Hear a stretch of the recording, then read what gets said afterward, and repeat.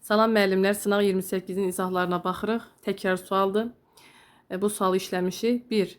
13-cü və 20-ci saat qurşaqların hansı oxşar cəhəti 8-ci saat qurşağı üçün fərqlidir? Bu saat qurşaqlarının üçü də 3 yarımkürədə yerləşir. Fərqli istəyir deyə biri götürmürük. Keçdiyi okeanlardan biri 4 yarımkürədə yerləşir. Yəni bu saat qurşaqları Sakit və Atlantik okeanından keçər. Məsələn, 60 dərəcə qərb uzunluğu geçer Atlantik Okyanı'ndan. Sonra 165 derece qərb uzunluğu Sakit Okyanı'ndan, 120 derece şərq uzunluğu Sakit Okyanı'ndan geçer. Yani 120 derece şərq uzunluğu, yani 8-ci saat qurşağı. Sakit Okyanı'da, Atlantik Okyanı'da 4 yarımkürədə yerləşən okyanlardır. Üçünə də aiddir, yəni 4 yarımkürədə yerləşən okyanlardan geçməsi. 3 materik ərazisindən geçir. Bu uygun olmaz. Çünkü 165 derece qərb uzunluğu Antarktidadan, 60 derece qərb uzunluğu Şimali Amerika, Cənubi Amerika, Antarktida materikindən geçir. Gerek bu saat qurşaqları üçün oxşar xüsusiyyət olsun. Artıq bu xüsusiyyət bu iki saat qurşağı üçün fərqlidir deyə üçü də götürmürük. Şimal yarımkürəsinin ən aşağı temperaturunun müşahidə olduğu məntəqə Oymyakon Avrasiya. Avrasiyadan da 8-ci saat qurşağı, yəni 120 derece şərq uzunluğu keçir. Yəni bu saat qurşaqları üçün fərqlidir. Daha doğrusu oxşardır. Avrasiya materikindən keçmirlər, amma 8-ci saat qurşağı keçir deyə 4'ü götürürük. Keçdiyi materiklərdə mütləq monarxiya idarə etmə formasına malik ölkə yoxdur. Yəni bu saat qurşaqlarının keçdiyi materikə aiddir. Amma 120 derece şərq uzunluğunun keçdiyi Avrasiya materikində bilirik ki, monarxiya dövlətləri mövcuddur. Eyni ölkə ərazisindən keçir. Yəni 5'i də götürürük. Eyni ölkə ərazisindən keçir. Doğrudur. Çünki qərb yarımkürəsində yerləşən bu saat qurşaqları məsələn ABŞ-ın ərazisindən keçər, amma 120 derece şərq uzunluğu ABŞ-dan keçməz, Rusiyadan keçər məsələn. 4, 5, 6 sualın doğru cavabıdır. Sual 2. Yer kürəsinin sxemdəki vəziyyətləri nəzərə alaraq cədvəldəki uyğunluğu müəyyən edin. Gördüyünüz kimi günəş şüaları şimal yarımkürəsini daha çox işıqlandırır. Deməli, yay gün dönümüdür. Günəş şimal tropiki üzərində zenitdədir. Günəş cənub tropikini daha çox işıqlandırır. Deməli, qış gün dönümüdür. Günəş cənub tropikində zenitdədir. Deməli, birinci. Bu vəziyyətin baş verdiyi tarixdən sonraki tarixlərdə Madaqaskarda gündüzün uzunluğu azalmağa başlayır. Bilirik ki, şimal tropikində gündüzün uzunluğu 22 iyunda, yəni ən uzun olur. Amma cənub yarımkürəsində ən uzun gecə, ən qısa gündüz olur. Madagaskar adası cənub yarımkürəsində yerləşdiyinə görə 22 iyundan etibarən artıq gündüzün uzunluğu artmağa başlayacaq Madagaskarda. Onsuz da Madagaskarda ən qısa gündüzdür. 22 iyundan etibarən artıq gündüzün uzunluğu artmağa başlayır. Burada azalmağa dediyinə görə yanlışdır. Daha sonra bu vəziyyətin baş verdiyi tarixdən, yəni 22 iyundan sonraki tarixlərdə şimal yarımkürəsi daha çox işıq alacaq. Xeyr, günəş artıq cənuba meylləndiyi üçün artıq cənub yarımkürəsi daha çox işıq alacaq. Bu ifadədə yanlışdır. 3'ə baxırıq. Bu tarixdə günorta vaxtı London şəhərində düzənlik ərazidə günəş şüalarının maksimum düşmə bucağı müşahidə edilir. Təbii ki, düzənlik ərazi xüsusən də qeyd edib bu ifadəni doğru götürürük. Bu vəziyyətin baş verdiyi tarixdən sonraki, yəni 22 dekabrda Bakıda qış fəslidir, cənub yarımkürəsində yay fəslidir. Bakıda ən uzun gecə olacaq. Bu tarixdə, yəni 22 dekabrda ən qısa gündüz olur. Amma 22 dekabrdan sonra marta doğru gedilir. Ona görə Bakıda gündüzün uzunluğu artacaq. Burada gündüzün uzunluğu artmağa başlayır ifadəsi doğrudur.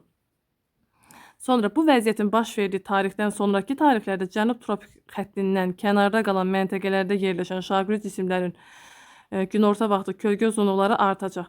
Deməli 22 dekabrda günəş cənub tropikində zenitdədir. Artıq günəş şimala meyllənir. Yəni 22 dekabr tarixindən sonra şimala meylləndiyi üçün kölgə qısa olar şimala tərəf getdikcə. Günəşin düşmə bucağı artır axı. Artıq cənub yarımkürəsində günəşin düşmə bucağı azaldığı üçün kölgə uzun olar. Çünki günəşin düşmə bucağı nə qədər böyük olarsa kölgə qısa, nə qədər kiçik olarsa kölgə uzun olur. Deməli cənub tropik xəttindən cənubda qalan məntəqələrdə də kölgə uzunluqları artar. Çünki düşmə bucaq azalır. 5 də doğrudur. 3, 4, 5 sualın doğru cavabıdır. 6 bu tarixdə günorta vaxtı, yəni 22 dekabrda 23,5 cənub enliyi. Siz düz turda yazırsınız yerinə. 45 şimal enli günorta vaxtı 23,5 bucaq altına düşür. Bu ifadə yanlışdır. Düz turda yazsız mötərizədə 45-in üzərinə gəlirsiniz 23,5 cənub enli, şimal, cənub mötərizə topladı. Sonra 90-dan çıxırsınız 68,5 alınır 21,5. Amma burada 23,5 yazdığına görə yanlışdır. A variantı sualın doğru cavabıdır.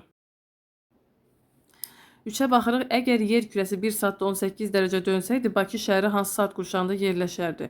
Deməli 1 saatda 15 dərəcə dönür.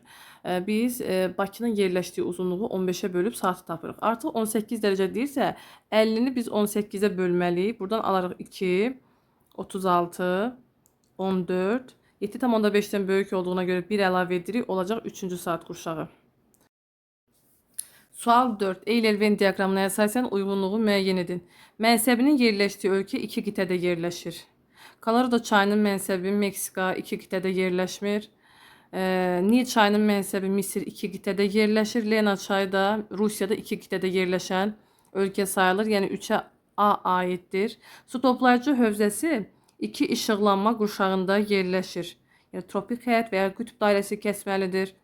Yəni uyğun gələcək Parana çayı və Lena çayına. Lena çayını qütb dairəsi kəsir. 2 işıqlanma qurşağında yerləşir. Parana çayını cənub tropik xətti kəsir. Yəni 4-ə B aid olacaq. Keçdiyi bütün ölkələr respublika idarə etmə formasına malikdir. Təbii ki, bu 4 çayın keçdiyi ölkələrin 4-ünə də aiddir. Ortaq xüsusiyyətdir. Parana çayının keçdiyi ölkələr, yəni orada monarxiya yoxdur, respublikadır. Lena çayı Rusiya respublikadır. Nil çayı Misir, ümumiyyətlə Şimali Afrikada biz Mərakeşi monarxiya deyirik. Respublikadır Misir. Bir də Colorado çayı da mənsəbi Meksikadır. Keçdiyi bütün ölkələr deyirsə, Colorado çayı yəni ABŞ Meksika ərazisindən axır və respublikadır, monarxiya deyil deyə 1-ə aiddir C. Daha sonra mənsəbində günorta vaxtı günəş il boyu cənub tərəfdən görünür. Colorado və Nil çaylarına aiddir. Şimal tropikindən şimalda yerləşir bu çayların mənsəbi və günəşi özündən cənubda görəcək. Deməli 2-yə aiddir D. Toplayıcı hövzəsi 2 yarımkürədə yerləşir. Nil çayına görə götürmək olmaz. Çünki Nil çayı Viktoriya gölündən başlayır. Viktoriya gölündə ekvator xətti kəsir. Ona görə də Y heç birinə aid olmayacaq. Doğru cavab B variantı. Sual 5. Cədvələ əsasən uyğunsuzluğu müəyyən edin. Yəni doğrudan yanlış, yanlışdan doğrunu götürməliyik. Əhalinin hal-hazırki demoqrafik göstəricilərini nəzərə alsaq, 2030-cu ildə dünya əhalisində ölənlərin mütləq sayı 2024-cü ildəkindən daha çox olacaq. Bu doğru ifadədir. Biz yanlış seçməliyik. Demoqrafik böhrana yalnız inkişaf etmiş ölkələr, xeyr, Şərqi Avropada inkişaf etmiş ölkə yoxdur, amma demoqrafik böhran səciyyəvidir. 2 aiddir. Afrikada uşaqlar və yaşlıların xüsusi çəksin cəmi orta yaşlılardan daha azdır olmalıdır. Daha çox yanlışdır. Ölkəmizdə iqtisadi inkişafın 4-cü mərhələsində iqtisadi böhran baş vermişdir ifadəsi doğrudur, amma yanlışa biz doğru götürməliyik, çünki bizdən uyğunsuzluğu istəyir. 2, 3, 4 sualın doğru cavabıdır. G20 ölkələr qrupuna aid olan bütün ölkələr demoqrafik keçidin 4-cü mərhələsindədir. Bütün ölkələr deyə bilmərik 4-cü mərhələyə.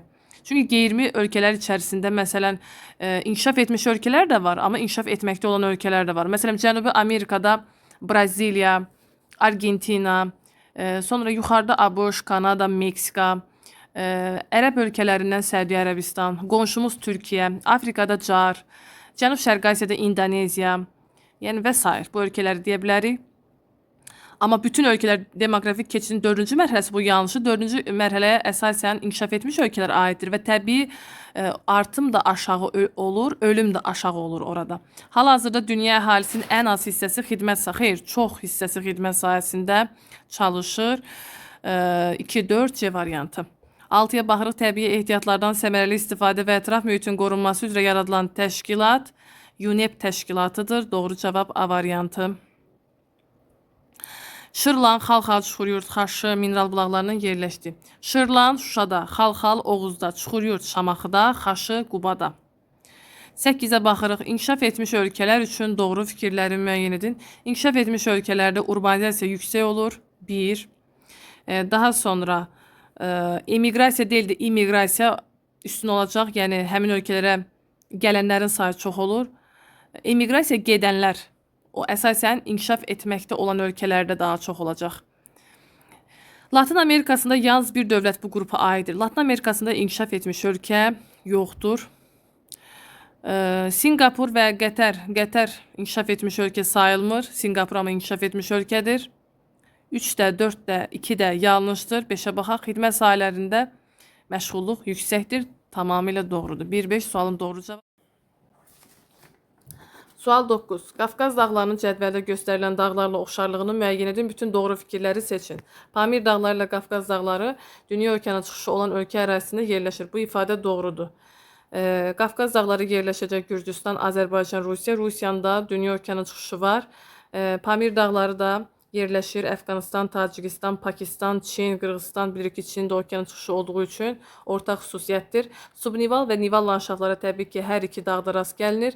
Federativ inzibati ərazi quruluşuna malik olan ölkə ərazisində yerləşir. Rusiya federativdir, Qafqaz üçün doğrudur. Pamir dağları da dedik ki, Pakistan ərazisində yerləşir. Pakistan da federativ dövlətdir.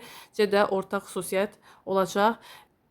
Daha sonra Tianşan dağları və Qafqaz dağları üçün oxşar xüsusiyyətləri tapaq. Çayları yalnız axar sözə aiddir. Tianşan dağlarından Sırdərya çayı başlayır ki, Aral gölünə axır.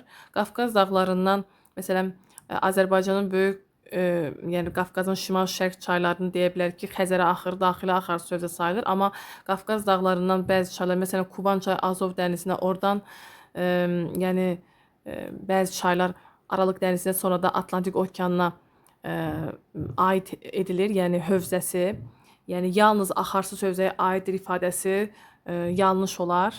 Altay dil ailəsinə mənsub olan xalqlar yaşayır.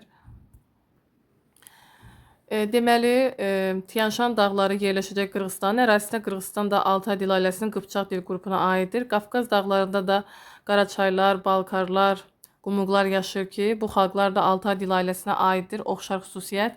Həm yarımsəhra, həm də nival landşaftlar mövcuddur. Təbii ki, hər iki dağda ümumiyyətlə yüksək dağlıq ərazilərdə nival landşaft olacaq. Yəni Tianşan dağlarında da var, Qafqaz dağlarında da. Qafqaz dağlarında demişdik ki, Azərbaycana aid olan bütün landşaft tiplərinə rast gəlmək olar. Yəni Qafqaz dağlarında həm nival, həm də yarımsəhra landşaftı var. Amma Kiçik Qafqaz üçün bunu demirik. Kiçik Qafqazda yarımsəhra və nival landşaftı yoxdur. C oxşar xüsusiyyətdir.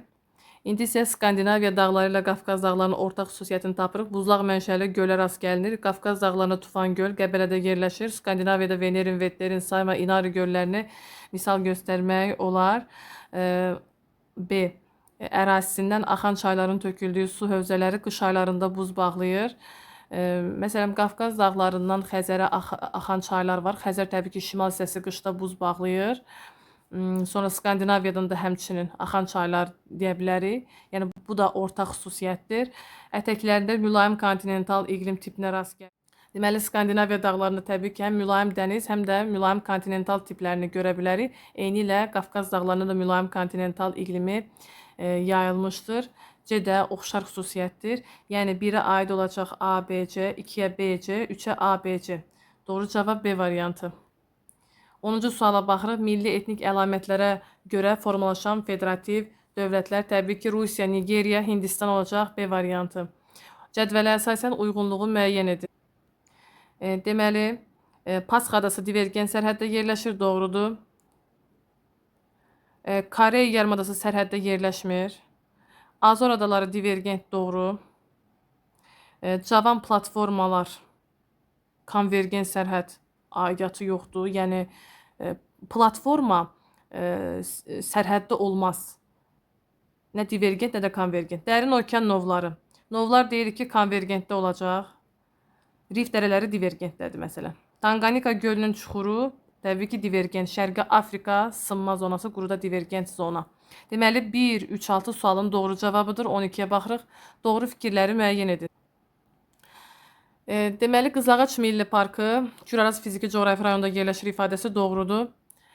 Bu milli park yerləşir 3 inzibati rayonun ərazisində: Neftçalan, Masallı, Lənkəran. Şəki inzibati rayon ərazisi yalnız 2 yox, 3 fiziki coğrafi rayonda yerləşir. Zaqatala və Balakən inzibati rayonlarının ərazisində Yura dövrünün çöküntüləri Təbəşir dövrünün çöküntüləri ilə müqayisədə daha çox əraziyə yayılmışdır ifadəsi doğrudur. Böyük Qafqaz təbii vilayətinə su buzlaq, yəni qusarmalı düzənliyində doğrudur. Culfa şəhərində havanın orta illik temperaturu Ağcabədi şəhəri xeyr, Ağcabəddə çox olacaq, çünki orta illik temperatur Naxçıvanda çox deyil. Küraraz ovalığında olan inzibati rayonları götürməliyik. 6. Göyçə gölü axarsız göl hesab edilir fikri də yanlışdır. Çünki Göyçə gölü axarlıdır. Oradan Zəngi çaya başlayır. Kür hövzəsinə aid edilir. 1, 3, 4 sualın doğru cavabıdır. 13-ə baxırıq. Hind, Avropa, İran, Kürdlər, Taciklər uyğunsuzluğu deyir. Yəni birinci sıra tamamilə doğrudur deyə götürmürük. Ural, Finuqor, Estonlar və Latışlar Litva, Baltik dil qrupuna aiddir. Finuqor deyil. Qafqaz, Naxdağıstan, Osetin. Osetin İran dil qrupudur. Hind-Avropa dil ailəsi 3 də yanlışdır. Altay, Türk, Şorlar, Buryatlar yanlış. Bəli, yanlışdır. Çünki Şorlar, Qızıllar Uyğura aiddir, Türkiyə aid deyil. Yanlışa yanlış verdiyinə görə uyğunluq gözlənilib. Bizə uyğunsuz lazımdır. Sonra Hind-Avropa, Hindari, Bengallar, Əfqanlar. Əfqanlar, Tatlar, Talışlar, Əfqanlar, Taciklər İran dil qrupuna aiddir. Hindariyə deyil. Yanlışdır. Yanlış verildiyinə görə uyğunluq gözlənilib. Kartvel, Cənubi Kartvel, Gürcülər və Avarlar. Xeyr, Avarlar aid olmaz. Yanlış ifadədir, amma doğru verildiyinə görə altında götürürük. 2, 3, 6 sualın doğru cavabıdır. 14-ə baxırıq. Doğru olmayan fikirləri müəyyən edin. Xəzər dənizində yerləşən Kulalı və Durnev adaları təbii ki, Qazaxıstan dövlətinə məxsusdur. Bir doğrudur. Niger, Yukon, Daugava və San Francisco çayları transsərhəd çay hesab edilir. Niger çay tranzitdir. Bir neçə ölkənin ərazisindən keçir. Yukon da Kanada, ABŞ.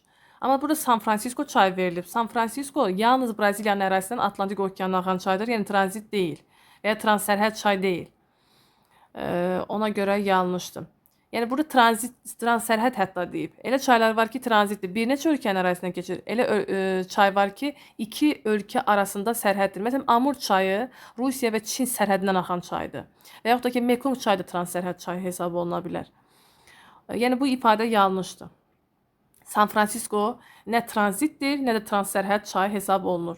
Alyaska, Kamçatka, Yutlandiya və Apenin yarımadalarında neotektonik proseslər üstünlük təşkil edir. Burada Yutlandiya yarımadası istisnadır. Yutlandiya yarımadasında yəni seismik ərazi deyil, neotektonik proseslər baş vermir, amma digər ərazilərdə, Alyaskada, Kamçatkada və Apenində, yəni İtaliya ərazisində bu proseslər üstünlük təşkil edir. Doğru ifadə deyil. 2, 3. Atlantik okeanda tropik səhra iqlim tipinə rast gəlinir. Təbii ki, okean səhraları, Namibiya səhrası buna misaldır. Doğru ifadədir. Lena çayının bir çox qolları, sağ qolları Verxoyansk dağlarından başlayır. Təbii ki, doğru ifadədir. Angara və Aldan çayları Yenisey çayının su toplayıcı hövzəsində yerləşir. Angara çayı Yeniseyin qoludur. Amma Aldan Lena çayının qolu hesab olunur. Yəni Yeniseye aid deyil deyə 6 da yanlışdır. 2, 3, 6 sualın doğru cavabıdır. Yəni doğru olmayan ifadələrdir. 15-ə baxırıq. Verilmiş fikirlərə əsasən A ölkəsi ilə bağlı cədvəldəki uyğunsuzluğu müəyyən edin.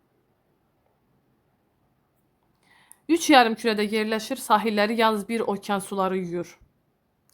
Litosfer tavalarının konvergen sərhəddə yerləşsə də divergen sərhəddə yerləşən adaları mövcuddur. Dərsdə də daima sual verirəm. Bu Ant dağlarında yerləşən, 3 yarımkürədə yerləşən Ekvadordan bəhs edir. Ekvador özü subduksiya zonasında yerləşsə də, Sakit okeanda yerləşən Galapagos adaları divergen zonada yerləşən adasıdır. Qurudan həmsərhəd olduğu ölkələrdən yalnız birinin sahillərini 2 okean suları yuyur. Məsələn, Kolumbiya. Kolumbiya şimaldan sərhəddir və həm Atlantik, həm də Sakit okean suları yuyacaq. Əhalisi Xristian dininə sitayiş edir. Əhalisi Xristian dininə sitayiş edir. Təbii ki, Katolik, Latın Amerikası ölkələri çayları 2 ölkənin hövzəsinə aiddir. Doğrudur. Bu ifadə doğrudur. İndi gəlin xüsusiyyətlərə baxaq və uyğunsuzluqları tapmalıyıq. Düz olmalıdır ifadə, amma qarşısında gərək yanlış olsun və yanlış ifadə edirsə qarşısında doğru olsun ki, biz uyğunsuzluq deyə həmin cavabları götürək. Güneş zenitdə olur. Bu ifadə doğru ifadədir. Çünki Ekvador cənub tropikindən yuxarıda olan bir ölkədir. Yəni tropik işıqlanma qurşağına düşür və günəş də zenitdə olacaq, amma yanlış verilib burada bir cavabdır. Fəaliyyətdə olan vulkana rast gəlinir. Təbii ki, Cotopaxi və Chimborazo vulkanları özdə Humboldt tədqiq etmişdir. Rast gəlinir, amma doğru ifadə doğru verilib. Uyğunluq gözlənilib deyə biz götürmürük. Gecə və gündüzün adi növbələşməsi pozulur. Xeyr, pozulmur. Yəni əsasən 66,5-dən yuxarı və ya aşağı ərazilərdə pozulacaq. Yəni Ekvador da tropik işıqlanma qurşağına düşür. Yəni qütb işıqlanma qurşağında yerləşmir ki, orada pozulsun. Yəni yanlış ifadədə elə yanlış verildiyinə görə uyğunluq gözlənilib. İspan dilli ölkədir. Yanlış verilib. Gərək doğru veriləydi. 4-də götürürük. Bəzi hissələrində günəş zenitdə olmur. Axı biz dedik, günəş zenitdə olur. Hansı ölkələrdə bəzi hissələrində olar və ya olmaz? Tropik kəsən ölkələr. Məsələn, Car.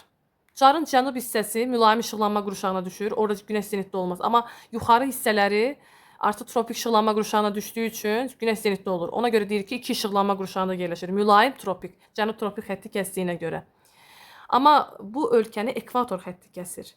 Yəni tropik kəsmir. Tropiklərin arasında yerləşir. Yəni 23,5 şimal enliyi və 23,5 cənub enliyi arasında yerləşən bir ölkədir. Təbii ki, burada günəş zenitdə olacaq. Olmur yazıb. Yəni yanlış ifadədir, amma doğru verildiyinə görə götürürük. Zəngin neft ehtiyatlarına malikdir. Təbii ki, əvvəllər OPEC-ə üzv olan ölkə olub. Doğru ifadədir, doğru verilib, uyğunluq gözlənilib deyə biz götürmürük. Bizə lazımdır uyğunsuzluq. 1, 4, 5 sualın doğru cavabıdır. 16. Doğru fikirləri müəyyən edin. 1. Şimal buzlu okeanda isti okean cərəyanlarına rast gəlinmir. Bu ifadə yanlışdır. Çünki Norveç, Nordkap isti cərəyanları şimal buzlu okeandadır. Sarı və Karib dənizləri coğrafi mövqeyinə görə kənar dəniz hesab olunur. Təbii ki, Karib dənizi Atlantik okeanda, Sarı dəniz Sakit okeanda kənar dənizdir. Bengal körfəzinin orta duzluğu Karib dənizinin orta duzluğundan daha aşağıdır. Doğru ifadədir. Bengal körfəzinin duzluğunu azaldan çaylar Qanq və Brahmaputra çaylarıdır həmçinin. Dünyanın ən böyük deltalı çayları. Şimal buzlu okeanın orta duzluğu 15 promil. Xeyr, 32 promil olacaq. 4 yanlışdır. Okean tipli litosfer tavalarının toqquşması nəticəsində dərin okean novları yarana bilər. Doğrudur. Konvergens sərhəddə. Oxot dənizi və Lena çayının deltasında gecə və gündüzün adi növbələşməsi pozulmur. Bu yanlışdır. Çünki Lena çayını qütb dairəsi kəsir.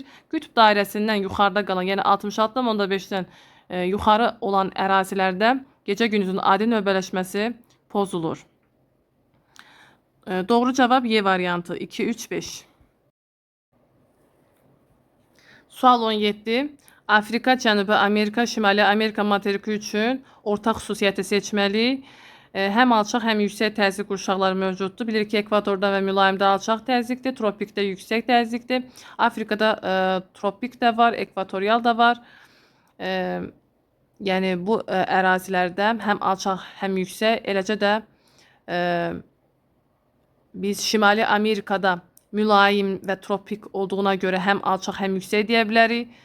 Cənubi Amerikada tropik və ekvatorial həm alçaq, həm yüksək. Yəni bu ifadə hər üçünə aid olacaq. 1. 3 işıqlanma qurşağında yerləşir. Cənubi Amerikaya aid deyil, amma Afrika və Şimali Amerika 3 işıqlanma qurşağında yerləşir. Qütb buludunu müşahidə etmək mümkündür. Şimali Amerikada mümkündür.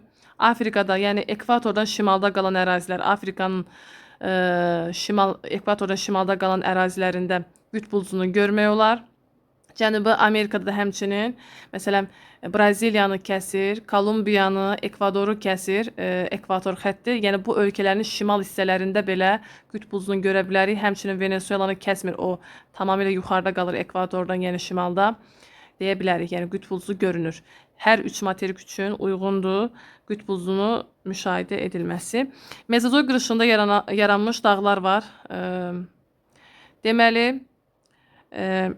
bu uyğun gəlməyəcək. Çünki Şimali Amerikada mövcuddur qayalı dağlar. Amma Cənubi Amerikada, Afrikada Mezozoy qırışığına aid dağ yoxdur. Məsələn, Afrikada Kap əjdaha Paleozoya aiddir. Atlas dağları Cavanda Alp qırışıqlığıdır. Cənubi Amerikada Ant dağları Alp qırışıqlığıdır. Heç qədim dağ yoxdur.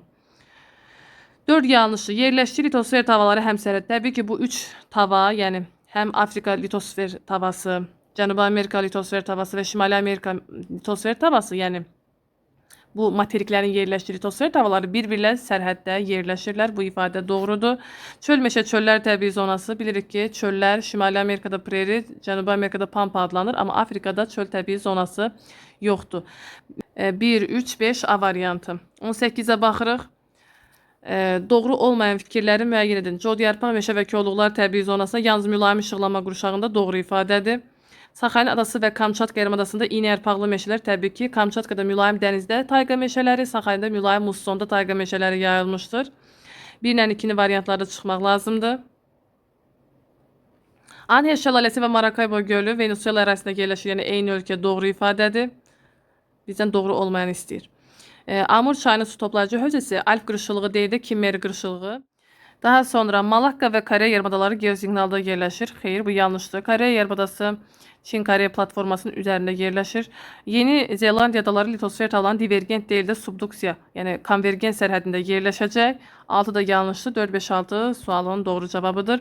Filippin arxipelağı üçün doğru fikirləri müəyyən edin. Ən böyük adalar Luzon və Mindanao doğrudur. 2 iqlim qurşağında yerləşir, subekvatorial və ekvatorial. Luzon adası ekvatorialda, Mindanao adası ekvatorial iqlim qurşağında yerləşir. Unitar inzibati ərazi quruluşuna aiddir, doğru ifadədir. Ölkəmizin şimal-şərqində deyil də cənub-şərqində yerləşəcək. Ən böyük adasını şimal tropik, xeyr, heç bir nə ekvator, nə tropiklər kəsməyəcək. Sahillərini 2 okean suları deyil də yalnız 1 okean suları sakit okean olacaq. 1, 2, 3 sualın doğru cavabıdır. 20-ci suala baxırıq, doğru olmayan fikirləri müəyyən edin.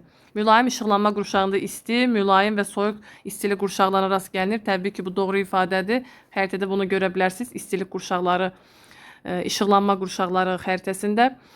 Gliosologiya elmi qrunt sularını öyrənir. Xeyr, buzlaqları öyrənən elmdir. Bizdən doğru olmayanlar istəyir. 2. Vasyugan bataqlığı yerləşəcək Qərbi Sibirdə, Cavan platformada, Qaraqum səhrası da Turan ovalığında yerləşir və Turan da Cavan platformadır. Özbəkistan, Türkmənistan və Qazaxıstan kimi türk dövlətləri yerləşəcək bu platformada. Araz çayının qidalanmasında yeraltı suların payının üstün olmasının əsas səbəblərindən biri mənbəyində vulkanik suxurların üstünlük təşkil etməsidir ifadəsi doğrudur. Şirvan düzündən axan bütün çayların qidalanmasında yeraltı yanlışdır. Məsələn, Ağsu çay Şirvanın çayıdır, Mənsəbi Kürdəmir, üzərində Cavanşir su anbarı var və yağış sularla qidalanır. 5 yanlışdır. Yamacların istiqaməti qar xəttinin mütləq hündürlüyünə təsir etmir.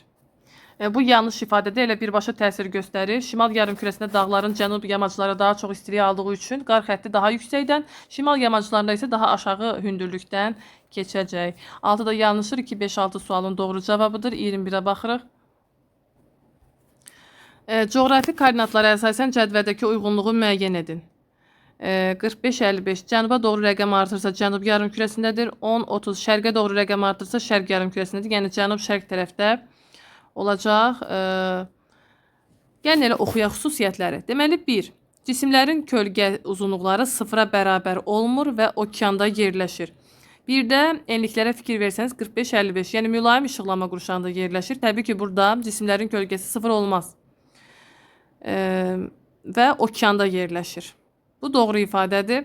Okeana düşür bu ərazi. Doğrudur, amma yanlış verilib deyə biz götürmürük. 2. Aral gölünün ərazisinə uyğun gəlir.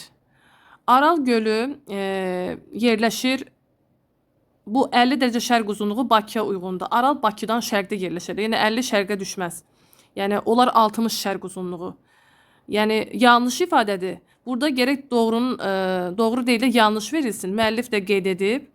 Yəni 2-ni biz götürürük. Çünki yanlışa yanlış verildiyi üçün. Federativ ölkənin ərazisində yerləşir 3. Yəni bu. 0-10, yəni cənub yarımkürəsində ekvatordan 10 dərəcə cənub enində yerləşən bir ərazidir. 60 dərəcə qərb uzunluğu Cənubi Amerikada Braziliya uyğun gəlir ki, Braziliya federativ dövlət sayılır. Doğru ifadədir, doğru verildiyinə görə götürürük, uyğunluq gözlənilib. 4. Aralıq dənizinə uyğun gəlir.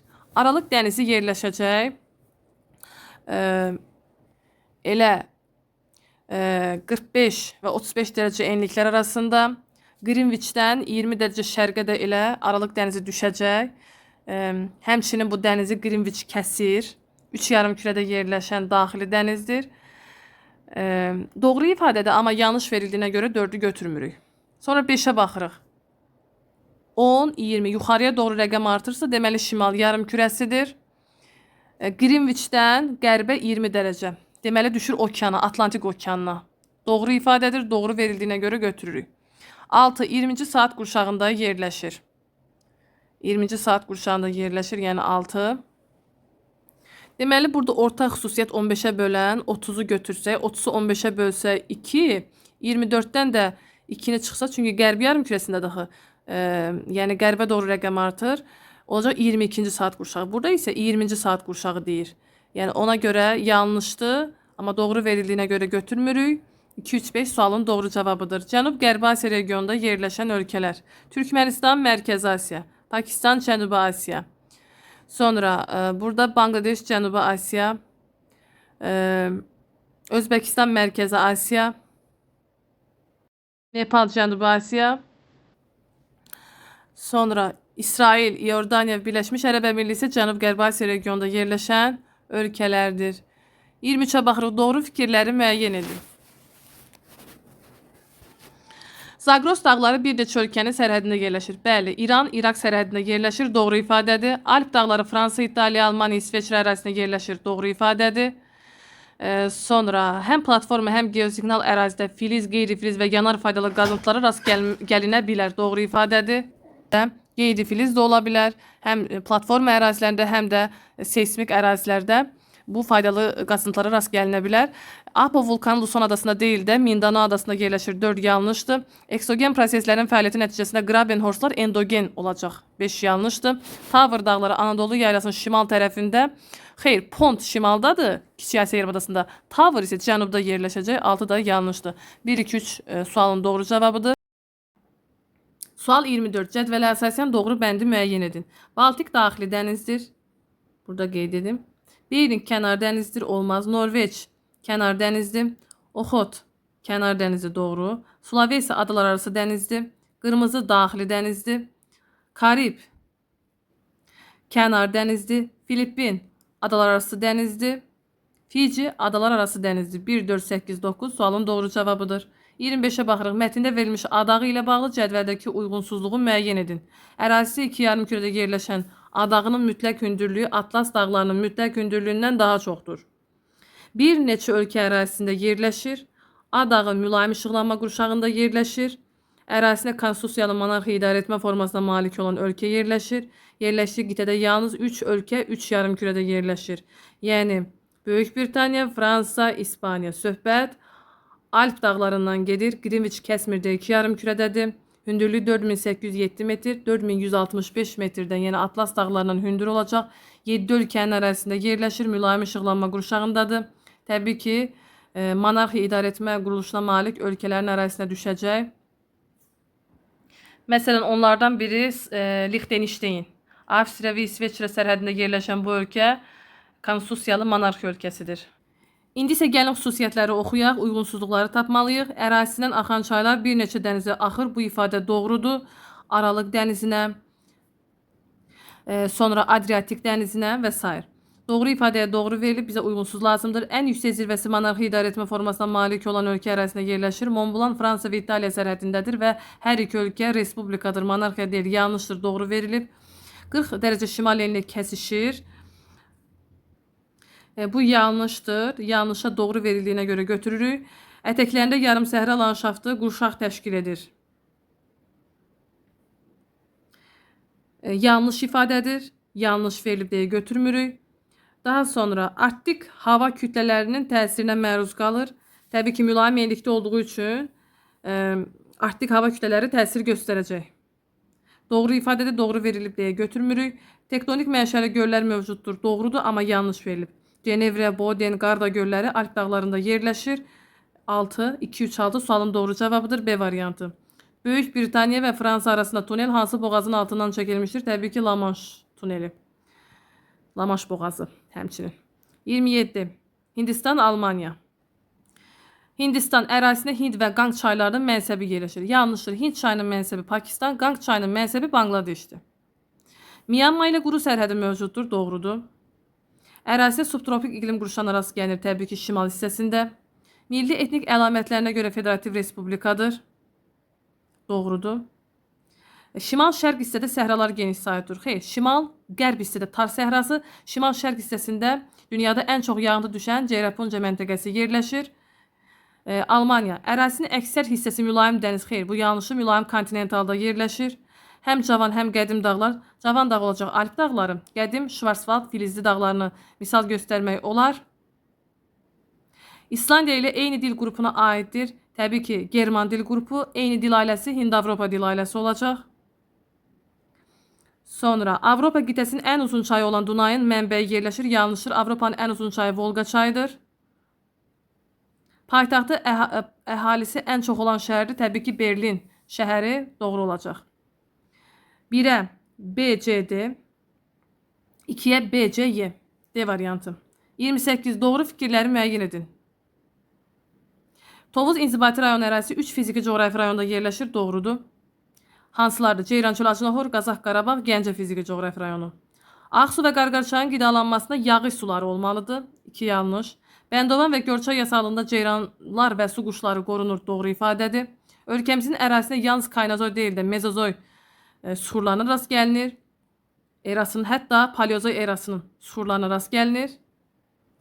Amma Azərbaycanda arxev və Proterozoy dövrünün suxurları yoxdur. Yanlış ifadədir. Xəzər dənizinin səviyyəsi indikindən 300 metr aşağı düşərsə, təbii ki, Azərbaycanla Türkmənistan arasında quru yol mövcud ola bilər ifadəsi doğrudur. Xəzər dənizi Sarmat dənizinin qalığı hesab edilir. Edilmir yazıb deyə yanlışdır. 1-3-5 sualın doğru cavabıdır. Y variantı. 29-a baxırıq. Azərbaycanın, yəni Respublikamızın iqtisadi rayonları üçün doğru fikirlər.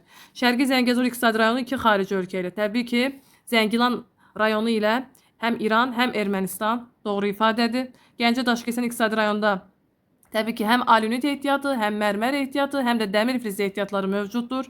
Mərkəzi Aran və Qazax Tovuz iqtisadi rayonların hər ikisindən Kür çayı keçə bilər, amma Araz çayı keçə bilməz. Respublikamızın şimal ucqarı nöqtəsi Şəki-Zaqatala iqtisadi rayonda yerləşir. Qutondağ doğrudur. Milmuğan iqtisadi rayonu heç bir xarici ölkə ilə həmsərhəd deyil. Yanlış ifadədir. İmişli və Beyləqan ərazisindən İranla sərhədi mövcuddur. 1-2-4 sualın doğru cavabıdır. Y variantı. 30-cu suala baxırıq. Adaları verib. Deməli, Galapagos adaları divergent sərhəddə yerləşir. Aid olduğu ölkə Aladi təşkilatına üzvdür. Söhbət Ekvadordan gedir. Bir yanlış. Sulawesi 3 yarımkürədə yerləşir. Ekvador xətti kəsir. Aid olduğu ölkə federativ. Xeyr. İndoneziya unitardır. Saxalin adası tayqa təbii zonası Rusiyanın adasıdır. Mülayim mussonda yerləşir və Tatar boğazı vasitəsilə Asiya qitəsindən ayrılır. Niyasa gölü Malavi, Mozambik və Tanzaniyanın ərazisində yerləşir. Malavi gölü də deyirlər bəzən. Zambezi çayının su toplayıcı hövzəsində yerləşir ifadəsi doğrudur. Niyasa gölü həmçində Hind okeanına aiddir. Anadır yaylası Kimmer qırışıqlığı mərhələsində formalaşıb. Doğrudur. 2 okean su toplayıcı hövzəsində həm şimal buzlu okean, həm də sakit okean olacaq. 5. Yaşılburun tropik işıqlanma qurşağında yerləşir. Mavritaniya deyil də Kobe Verde'yə məxsus bir adadır. 6 yanlışı 3-4-5 sualın doğru cavabıdır. Sual 31. Eyler-Venn diaqramını tamamlayan bəndi müəyyən edin. 21 iyun və 22 dekabr üçün ortaq xüsusiyyət. Ekvator xətti üzərində günorta vaxtı günəş şüalarının düşmə bucağı minimum olur. Ekvatora günəş şüaları maksimum 21 mart və 23 sentyabr tarixlərinə düşür. Yəni zenitdə olur 90 dərəcə. Günəş tropik xəttlərdə zenitdə olarkən ekvatora düşmə bucaq minimum, yəni 66,5 dərəcə olacaq. Yəni 22 iyunda və 22 dekabrda. Bu doğru ifadədir. Avrasiya materikində günəş zenitdə olur. Bu uyğun gələcək 22 iyuna, yəni yay gün dönümünə. 22 dekabrda günəş cənub tropikində zenitdə olur ki, bu xətt, yəni cənub tropiki Avrasiyadan keçmir. Yəni ortaq xüsusiyyət deyil. Daha sonra Cənubi Amerika materikində günəş zenitdə olur. Bu isə yalnız 22 dekabra uyğun gələcək. 3 də yanlışdır. Ankara şəhərində günorta vaxtı günəş üfüqün cənub tərəfində görünür. Təbii ki, Ankara şimal tropikindən yuxarıda olduğu üçün, yəni 21 iyunda, 22 dekabrda fərq etməz. Günəşi daim özündən cənubda görəcək günorta vaxtı. 4 ortaq xüsusiyyətdir. Bəzi məntəqələrdə qış fəsli müşahidə edilir. Yer kürəsinin müxtəlif yarımkürələrində, yəni fəsillər, e, yəni şimal yarımkürəsində 22 iyunda yay olacaqsa, cənub yarımkürəsində qışdır. 22 dekabrda əksinə olur. Cənubda yaydırsa, şimalda qış fəsli başlayacaq. Yəni hər iki tarixdə yer kürəsinin müəyyən hissələrində qış fəsli olur. Ortaq xüsusiyyətdir. Cənub yarımkürəsində udulan radiasiyanın kəmiyyəti azalır. Yalnız 22 iyunda cənub yarımkürəsində günəş kiçik bucaqla düşdüyü üçün udulan radiasiya az olacaq. Amma 22 dekabrda cənub yarımkürəsində udulan radiasiyanın miqdarı çox olar və ya maksimum olar. Deməli, bu ifadə yanlışdır. 1, 4, 5 sualın doğru cavabıdır. B variantı. 32-yə baxırıq. Subtropik iqlim qurşağında hakim olan hava kütlələri təbii ki, subtropikə yayda tropik, qışda isə mülayim hava kütlələri təsir göstərir. C variantı. 33-ə baxırıq. Passat küləklərinin cədvəldə göstərilən küləklərlə oxşarlığını müəyyən edin. Deməli, tropik yüksək təzyiq sahəsindən hərəkət edir. Qərb küləklərinə oxşar xüsusiyyətdir. Doğrudur. Amma passat küləkləri tropik yüksəkdən ekvatora doğru, yəni alçaq təzyiqə doğru. Qərb küləkləri yəni tropik yüksək təzyiqdən mülayim alçağa doğru hərəkət edir. Amma tropik yüksək təzyiq sahəsindən hərəkət etmələri doğrudur. Sonra şimal yarımkürəsində sağa, cənub yarımkürəsində sola meyl etməsi doğrudur. Yalnız iki okeanda əsir, yanlış olacaq. Passat küləkləri həm Hind okeanı, həm Sakit okean, həm Atlantik okeanı, yəni doğru olmayacaq, ortaq xüsusiyyət olmayacaq. Qütb küləkləri üçün ortaq xüsusiyyət şimal yarımkürəsində şimal-şərqdən əsir. Yəni ümumiyyətlə passatlarla qütb küləklərinin əsdiyi istiqamətlər daha doğrusu eynidir, amma əsdiyi enliklər fərqlidir. Biri ekvatorial enlikdir, biri qütb enlikdir. Yəni istiqamətləri eyni olacaq. Deməli doğrudur. Sonra əsdiyi ərazidə 4 fəsil aydın müşahidə edilmir. Təbii ki, amma qərb küləklərinin əsdiyi ərazilərə 4 fəsli müşahidə etmək olar. Yanlış. Yəni ortaq xüsusiyyətdir, B-ni götürməliyik. Yəni hər ikisi üçün edilmir deyir. Okean cərəyanlarının yaranmasına səbəb olur. Bəli, bu ifadə doğrudur. Daimi küləklər okean cərəyanlarının yaranmasına səbəb olacaq. İndi isə musson və passat küləklərinin oxşar xüsusiyyətini tapırıq. Avrasiya və Şimali Amerika materikində əsir. Bu passatlara aiddir. Musson küləkləri Avrasiyada daha çox əsəcək. Amma Şimali Amerika materikində az da olsa musson küləklərinə rast gəlinir və iqlim olaraq da mülayim musson var. Subtropik musson iqlimi yoxdur. B-yə baxırıq. Ortaq xüsusiyyət. Yay aylarında dəniz üzərindən daha çox rütubət daşıyır. Doğru ifadədir.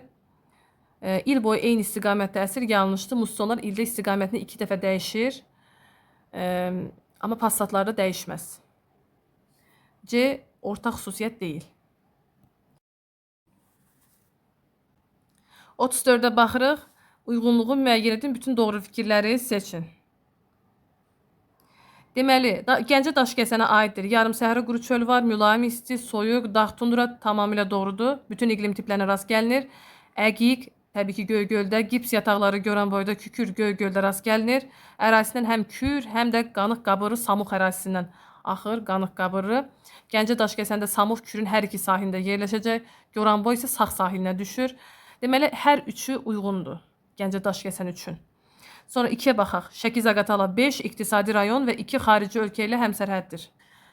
2 xarici ölkə ilə sərhəddi olması doğrudur. Həm Rusiya, həm də Gürcüstan. Amma 5 iqtisadi rayon deyil də 4 olacaq. Çünki Quba Xaçmazla sərhədi var. Dağlıq Şirvanla, Mərkəzi Aranla, bir də Gəncə Daşkəsənlə sərhədi mövcuddur. 4 olacaq.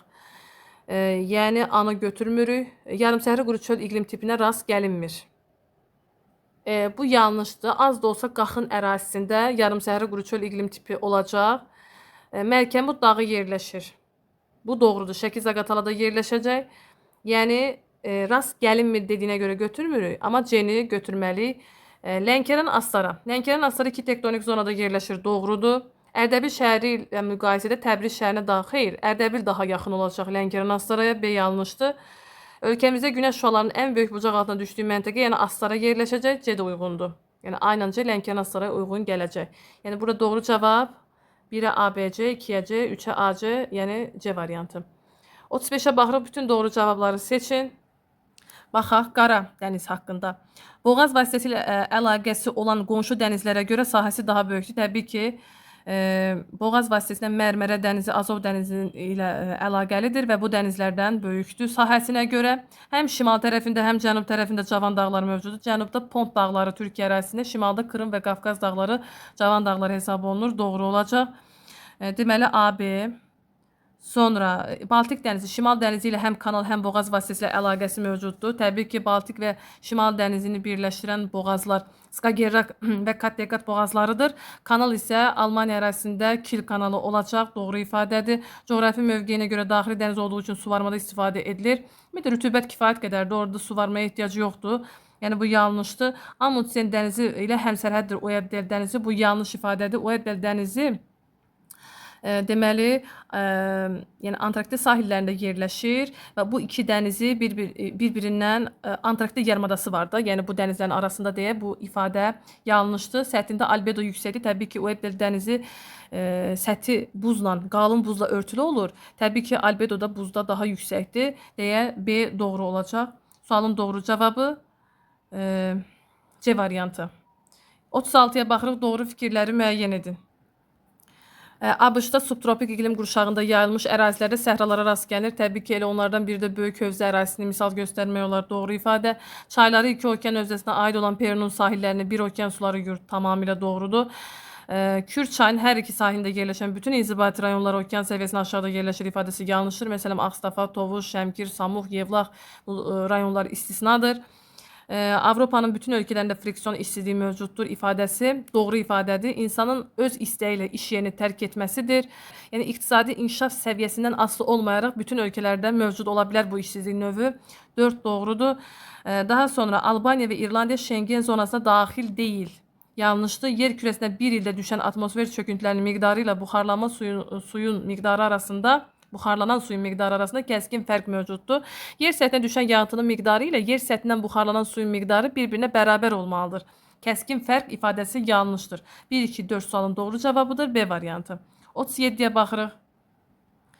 Deməli, Böyük Qafqaz dağları. Deməli, Niyaldağ yerləşəcək Böyük Qafqazda. Dəmir filizi yataqları Kiçik Qafqazda. Xocaşen nə Böyük Qafqazda, nə Kiçik Qafqazda deyil.